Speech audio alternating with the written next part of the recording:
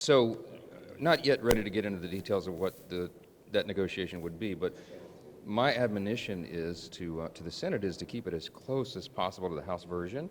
We demonstrated last night how delicate the balance here is, and if you change too many of the terms, it's going to be very difficult to pass on the House side. So that's what I'll tell my colleagues, and I've been very consistent about that. Are you open to the tax portion of the bill being permanent? I mean, is that course. something you guys could do? No, yeah, of course, that's our goal, and that's what the president wants, and I think we do well by the businesses of this country and people who have to make investment decisions to show some clarity and stability there. So if you make them permanent, that helps a lot of people, and that's our objective.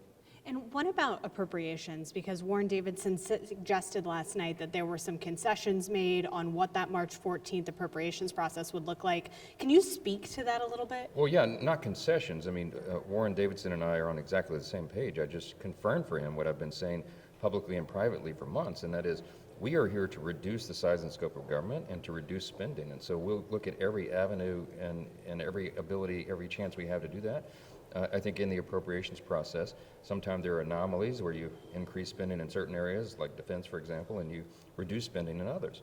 What this new cabinet is finding is lots of areas of fraud, waste, and abuse of taxpayer funds, and that ought to be factored into the equation. So that's always been our commitment, and I just reiterated that last night. Are you comfortable with Elon Musk running this cabinet meeting today? I didn't get to see it. Is that what happened? I don't know. Yeah, I mean, he kind of was briefing all of these cabinet secretaries on what Doge was doing, but it kind of seemed like he was running this meeting. Is that appropriate?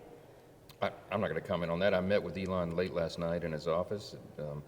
We began the meeting after 10 p.m., I think. So he's working overtime around the clock, and I think he's doing really good work. And I don't know how the cabinet meeting went. I didn't get the opportunity to see that, but I think there's a lot of interest among other cabinet officials on what he's doing, how he's going about it. So I'm sure that was a very informative session. So Thank you for your time. thank you. Appreciate it. Sure.